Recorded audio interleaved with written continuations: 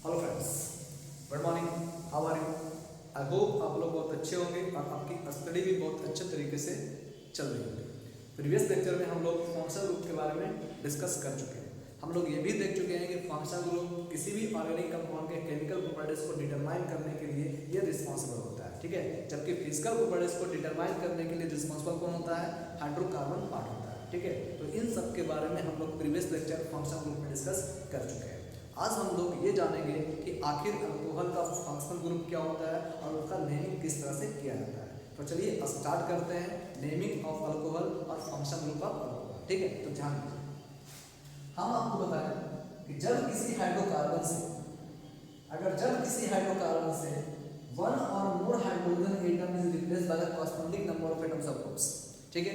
अगर किसी एल्केन से, किसी हाइड्रोकार्बन से अगर वन हाइड्रोजन एटम को रिप्लेस करके उसके प्लेस पर कोई दूसरा एटम या ग्रुप अटैच कर दिया जाता है, उसी एटम या ग्रुप को हम क्या कहते हैं? फंक्शनल ग्रुप कहते हैं, ठीक है। तो अगर हाइड्रोजन एटम को रिप्लेस करने के बाद अगर कहा जा रहा है यहाँ पर कि if one hydrogen atom is replace by, ठीक है, वन हाइड्रोक्सिल ग्रुप, अगर कहा जा रहा है यहाँ पर कि एक हाइड्रोजन एटम को रिप्लेस किया जा रहा है किससे? अगर वन OH ग्रुप से रिप्लेस किया जा रहा है, ठीक है। तो रिप्लेस करने के बाद एक नया कंपाउंड क्या बन जाएगा? CH3OH बन जाएगा, ठीक है।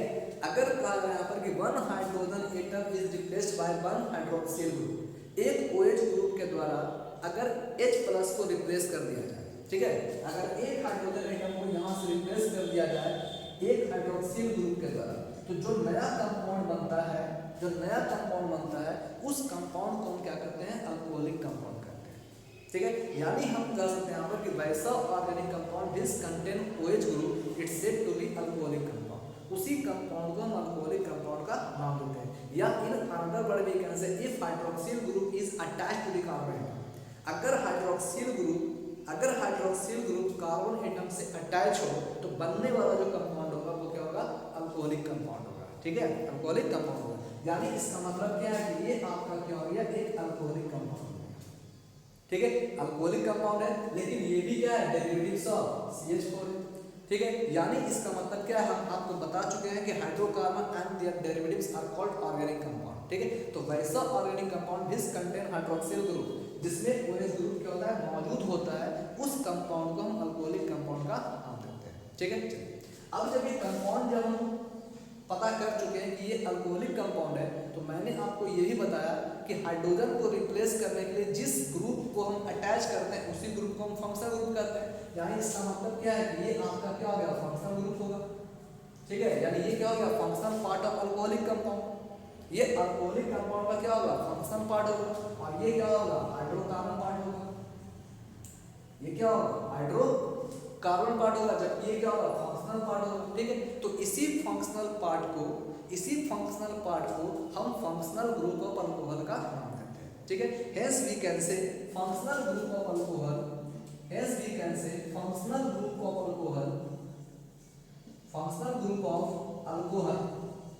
क्या होगा आपका? OH, ठीक है। ये क्या होगा आपका? फंक्शनल ग्रुप ऑफ अल्कोहल होगा, ठीक है।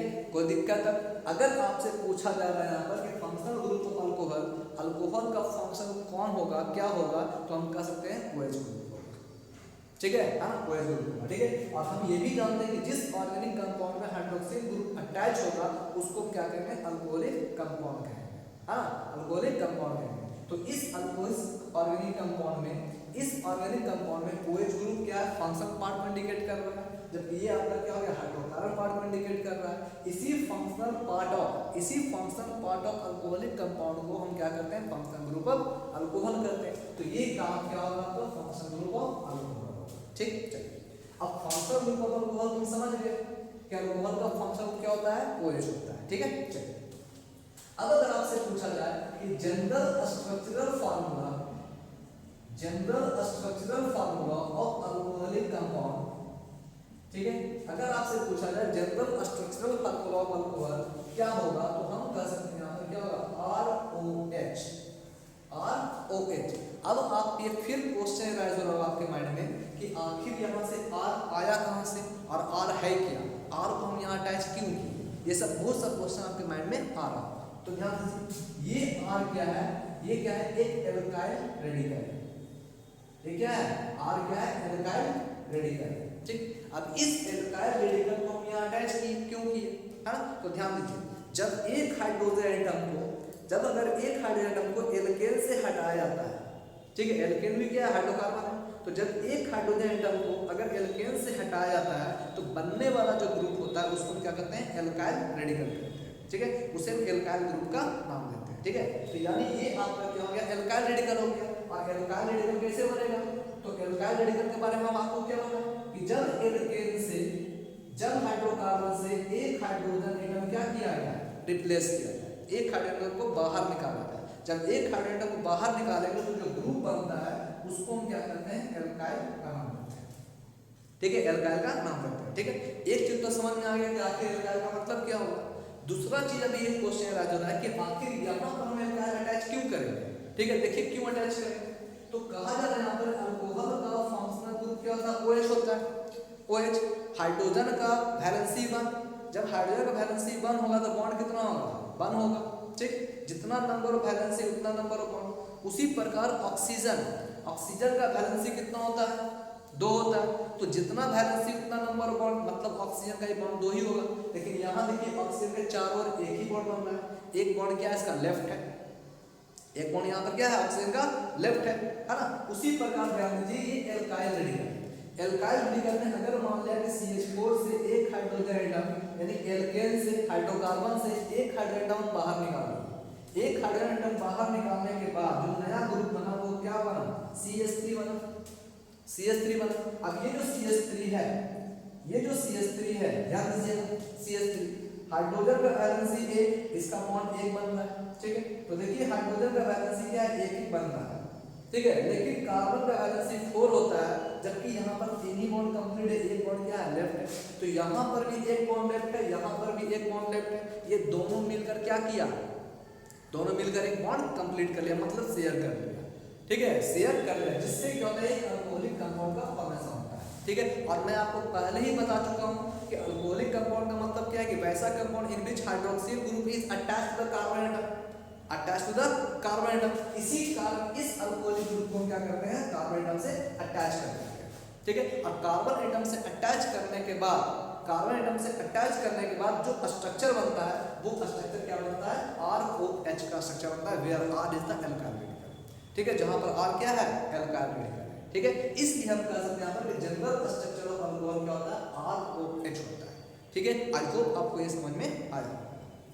ठीक है, यानी वैसा compound in which hydroxyl group is attached the carbon atom, it's said to be alcoholic compound. ठीक है, तो अल्कोहलिक कंपाउंड का जनरल स्ट्रक्चर का मतलब क्या होगा, ROH होगा। ठीक है, चलिए अब ध्यान दीजिए, तो यहाँ पर दो चीज समझ चुके हैं, फंक्शनल ग्रुप ऑफ अल्कोहल क्या होगा, OH होगा।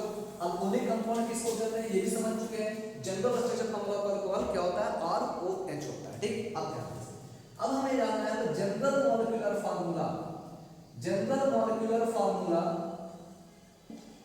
Molecular formula of alcohol, alcohol का जनरल मॉलिक्यूलर फार्मूला क्या होता है। तो यहाँ देखिए ये लिखा हुआ R क्या है, एल्काइल रेडिकल। ठीक है, और एल्काइल रेडिकल का जनरल फार्मूला क्या होगा, एल्केन से एक हाइड्रोजन को बाहर निकालना और उसके साथ क्या है, OH को जोड़ना। ठीक, एल्काइल कैसे बन रहा था, एल्केन से एक हाइड्रोजन को बाहर निकालना, जिससे एक नया ग्रुप बनता था, उसको क्या करते हैं, एल्काइल रेडिकल करते हैं। तो एल्काइल के प्लेस पर हम क्या पुट किए, एल्केन माइनस एक हाइड्रोजन, और यहाँ देखिए OH अटैच है। ठीक, अब ध्यान दीजिए एल्केन का जनरल फार्मूला क्या होता है, CnH2n+2, अब माइनस क्या हो जाएगा, 1 हाइड्रोजन एटम, और इससे क्या निकला हुआ आपका OH। ठीक, अगर इन सभी को अगर हम सॉल्व करें तो इसका स्ट्रक्चर फार्मूला क्या निकल जाएगा, general molecular formula CnH2n+1OH, CnH2n+1OH। यानी हम कह सकते हैं यहाँ पर कि अल्कोहल का जनरल मॉलिक्यूलर फार्मूला CnH2n+1OH होता है। ठीक है, और हम क्या कर सकते हैं, ध्यान दीजिए CnH2n+1, CnH2n+1, इसका मतलब क्या है कि हाइड्रोजन की संख्या यहाँ पर क्या है, दुगना से एक ज्यादा। अगर इस हाइड्रोजन को भी अगर हम जोड़ दें तो दुगना से 2 ज्यादा हो जाएगा। यानी इसका एक और जनरल फार्मूला क्या कर सकते हैं, CnH2n+2O। ठीक है, CnH2n+2O। यानी हम कह सकते हैं यहाँ पर कि general molecular formula of alcohol जो होता है CnH2+1 या हम कह सकते हैं CnH2+2 हो सकता है। ठीक है, अब ध्यान दीजिए। तो एक याद रखना फंक्शन ग्रुप, दूसरा याद रखना जनरल स्ट्रक्चर फार्मूला, तीसरा का क्या याद रखना आपका general molecular formula of alcohol CnH2+1 OH या CnH2+2 को याद रखना है। ठीक है, अब नंबर 4 में क्या याद रखना है? नंबर 4 में क्या याद रखना है? इसका जनरल या कॉमन नेम, जनरल या कॉमन नेम ऑफ अल्कोहल। अब ध्यान दीजिए ये क्या है आपका आर एल्काइल, ये क्या इंडिकेट कर रहा है? Functional group of alcohol. ये अल्कोहल को रिप्रेजेंट कर रहा है, जबकि ये क्या कर रहा है? एल्काइल ग्रुप को इंडिकेट कर रहा है। ठीक है, तो जनरल या common name of alcohol, general या common name of alcoholic compound, alcoholic compound क्या हो जाएगा? Alkyl alcohol. क्या हो जाएगा? Alkyl alcohol. ठीक है, आर क्या हो गया? एल्काइल। OH क्या है? अल्कोहल। नाम क्या हो जाएगा? Alkyl alcohol. ठीक है, एज एग्जांपल इसका कुछ एग्जांपल दे देते हैं, कुछ एग्जांपल देते हैं। जैसे आर एल्काइल, एल्काइल के प्लेस पर क्या है? दुगना से एक ज्यादा। यहां देखिए दुगना से एक ज्यादा, एल्काइल दुगना से एक ज्यादा, हाइड्रोजन की संख्या कार्बन की संख्या के दुगना से एक ज्यादा।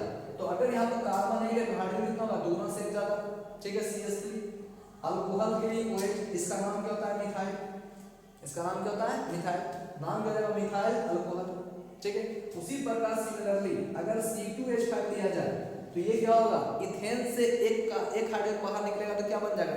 Ethyl, ethyl alcohol. उसी प्रकार C3H7OH, नाम क्या हो जाएगा इसका? Propyl alcohol. ठीक है, प्रोपाइल अल्कोहल है ना। ये आपका क्या हो गया? Alkyl alcohol. एल्काइल के प्लेस पर हम क्या पुट कर सकते हैं? Methyl, ethyl, propyl, butyl, pentyl, hexyl, कुछ भी पुट कर सकते हैं। ठीक है, तो यहाँ देखिए अगर मिथाइल पुट करेंगे तो मिथाइल अल्कोहल, इथाइल पुट करेंगे इथाइल अल्कोहल, प्रोपाइल पुट करेंगे तो प्रोपाइल अल्कोहल। अगर ब्यूटाइल पुट करेंगे तो ब्यूट में नंबर ऑफ कार्बन 4, हाइड्रोजन संख्या कितना होता है एल्काइल में? दुगना से एक ज्यादा। ठीक है, तो हाइड्रोजन कितना हो जाएगा? कार्बन 4, हाइड्रोजन कितना हो जाएगा? 9। ठीक है, इसलिए हम कह सकते हैं यहाँ पर क्या होगा? C4H9OH, ये क्या हो गया आपका? Butyl alcohol, butyl alcohol. यानी हम कह सकते हैं it is the general name of alcohol. ठीक है, तो जनरल नेम ऑफ अल्कोहल क्या होता है? एल्काइल अल्कोहल होता है। ठीक, चलिए अब ध्यान दीजिए, अगर आपसे इसके आइपेट नेम के बारे में पूछा जाए, अगर इसके आइपेट नेम के बारे में पूछा जाए, आइपेट नेम बहुत ही इंपॉर्टेंट चीज। ठीक है, आइपेट। अब ध्यान दीजिए, अगर आपसे पूछा जा रहा है कि IUPAC name of alcohol, IUPAC name of alcohol, तो देखिए यहाँ पर आइपेट नेम को लिखने के लिए केवल एक फार्मूला आपको याद रखना है। वो फार्मूला क्या था? वर्ड रूट प्लस क्या होगा? Primary suffix plus secondary suffix. ठीक है, प्लस क्या होता है? Primary prefix plus secondary prefix. ठीक है, लेकिन अभी सिर्फ आपको क्या करना है? याद क्या रखना है? वर्ड रूट, प्राइमरी सफिक्स और सेकेंडरी सफिक्स। ठीक, वर्ड रूट का मतलब क्या है? कि number of carbon which must be connected to each other in a longest chain. ठीक है, अगर लॉन्गेस्ट चेन में एक कार्बन अटैच होगा उसको हम मिथ कहते हैं। ये सब हम प्रीवियस लेक्चर में डिस्कस कर चुके हैं। ठीक है, अगर 2 कार्बन अटैच होगा लॉन्गेस्ट चेन में उसे हम इथ का नाम देते हैं। 3 कार्बन होगा तो प्रोप कहेंगे, 4 कार्बन होगा तो ब्यूट कहेंगे। इसी तरह से पेंटेक्स कहते हैं। ठीक है, ये दूसरा मैंने आपको क्या बताया? Primary suffix, primary suffix. इन सब के बारे में हम लोग प्रीवियस लेक्चर में डिस्कस कर चुके हैं, है ना। अब प्राइमरी सफिक्स क्या इंडिकेट करता है? इट इंडिकेट द सैचुरेशन और अनसैचुरेशन ऑफ ऑर्गेनिक कंपाउंड। ठीक है, अगर कह रहा है यहाँ पर सैचुरेशन को इंडिकेट करने के लिए, सैचुरेशन को इंडिकेट करने के लिए हम केवल क्या करते हैं? एन वर्ड का यूज करते हैं। और सैचुरेशन कैसे पहचानेंगे? Single bond is form between the carbon. अगर कार्बन एटम के बीच में अगर सिंगल बॉन्ड मौजूद है उसको रिप्रेजेंट करने के लिए हम वर्ड एन का यूज करते हैं। अगर डबल बॉन्ड मौजूद होगा उसको रिप्रेजेंट करने के लिए हम इन का यूज करते हैं। अगर ट्रिपल बॉन्ड मौजूद होगा तो उसको रिप्रेजेंट करने के लिए हम आयन का यूज करते हैं। ठीक है, यानी सैचुरेटेड अगर होगा ऑर्गेनिक कंपाउंड का सैचुरेशन को इंडिकेट करने के लिए हम वर्ड एन का यूज करते हैं, जबकि अनसैचुरेशन को इंडिकेट करने के लिए हम वर्ड इन और आयन का यूज करते हैं। ठीक है, लेकिन चूंकि आपके सिलेबस में खासकर 10th के सिलेबस में केवल एन वर्ड का यूज किया गया है, इसलिए हम यहाँ पर सिर्फ अभी एन का ही यूज करेंगे।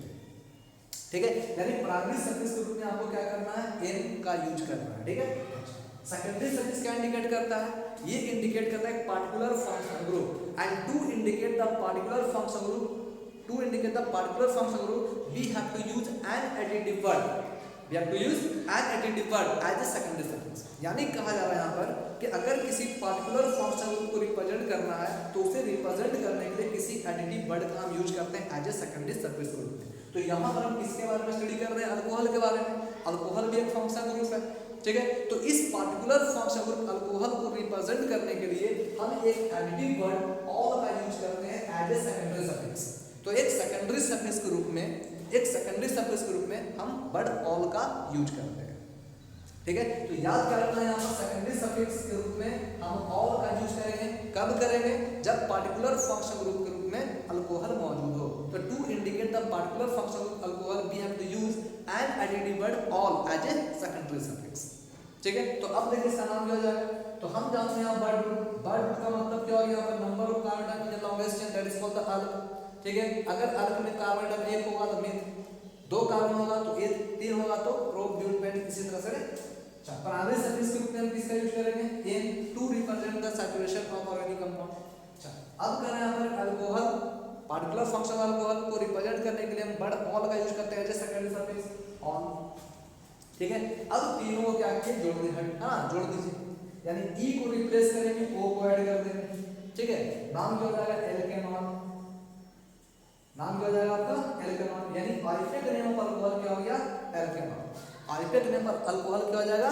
एल्केनॉल, ठीक है। चलिए अब एक एग्जांपल ले लेते हैं इसका, ठीक है। अब क्या करते हैं? हमें एग्जांपल ले लेते हैं, ठीक है। तो इसका क्या होगा? Functional alcohol OH, general structure formula ROH, आपका आइफेक्ट नेम क्या हो जाएगा? एल्काइल, है ना। आइफेक्ट नेम क्या हो जाएगा? एल्केनॉल। जनरल मॉलिक्यूलर फॉर्मूला क्या हो जाएगा? CnH2+1 OH या CnH2+2O, ठीक है। इसका कॉमन नेम क्या हो जाएगा? Alkyl alcohol. आइफेक्ट नेम क्या हो जाएगा? एल्केनॉल, है ना। अब एल्केनॉल का एग्जांपल लीजिए, देखिए ध्यान दीजिए यहाँ पर C2H5OH, इसका जनरल क्या नाम क्या है? इथाइल अल्कोहल, ठीक है। लेकिन आइफेक्ट नेम लिखने के लिए सबसे पहले हमें वर्ड रूट पर कंसीडर करना है, ठीक है। वर्ड रूट का मतलब क्या है? Number of carbon in longest chain. Longest chain में कितना कार्बन है? केवल 2 कार्बन है। और हम जानते हैं कि 2 कार्बन अगर लॉन्गेस्ट चेन में है तो ग्रीक वर्ड में इसका नाम क्या होता है? ठीक है। सैचुरेशन को इंडिकेट करने के लिए क्या होता है? एन यूज करना है। अल्कोहल के लिए किसका यूज करना है? ऑल करना है। इसका नाम क्या हो गया? ठीक है, ध्यान दीजिए, ठीक है। अब कर इसका नाम क्या हो जाएगा? इथ प्लस एन प्लस ऑल, नाम क्या हो गया? इथेनॉल। यानी आइफेक्ट नेम ऑफ इथाइल अल्कोहल क्या हो जाएगा? इथेनॉल। इसका जनरल नेम इथाइल अल्कोहल, आइफेक्ट नेम क्या हो जाएगा? इथेनॉल, ठीक। उसी प्रकार अगर यहां पर बात किया जाए CH3, नंबर ऑफ कार्बन कितना है हमारे लॉन्गेस्ट चेन में? यानी नंबर ऑफ कार्बन 1 है, इसका ग्रीक वर्ड में क्या नाम होगा? मिथ।